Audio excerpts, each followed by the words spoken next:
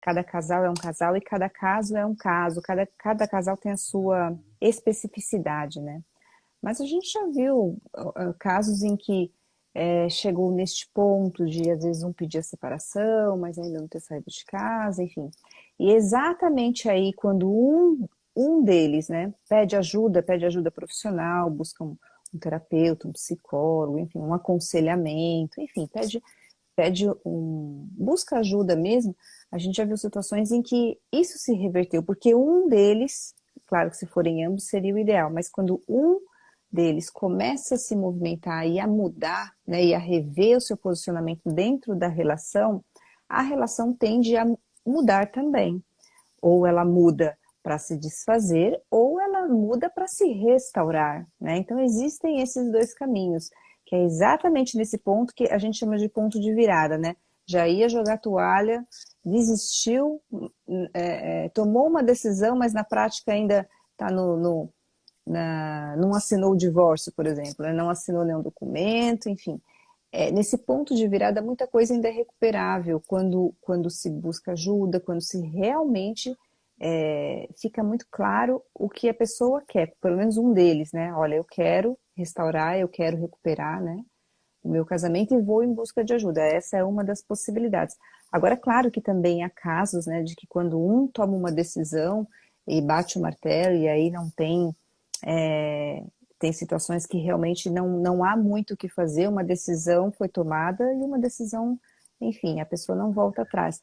Mas a gente também recebe casais que já se separaram e às vezes já se separaram há um bom tempo, não são recém-separados, já se separaram aí por alguns anos, né?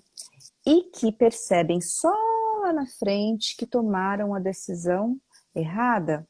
Por quê? Porque aí vão buscar, depois que se separam, buscam novos parceiros e percebem que estão com os mesmos desafios emocionais, os mesmos bloqueios, os mesmos traumas, a mesma dificuldade em dialogar, em Mesmo conversar. novo relacionamento, né? E isso é o famoso só trocou de endereço. Então, é famoso porque é comum, né? E é comum porque é isso que acontece na maioria das vezes mesmo. Então, o relacionamento se rompe, né? Cada um segue o seu caminho, mas quando não tem aquela mudança interna, não tem consciência nem às vezes do que errou, do que poderia ter contribuído, e às vezes vai para um outro relacionamento e tende a cair, né, nos mesmos erros emocionais, né? E aí começa a perceber que se tivesse buscado ajuda lá atrás, né, que se tivesse talvez buscado se reposicionar no primeiro relacionamento, poderia ter evitado todos esses rompimentos, né?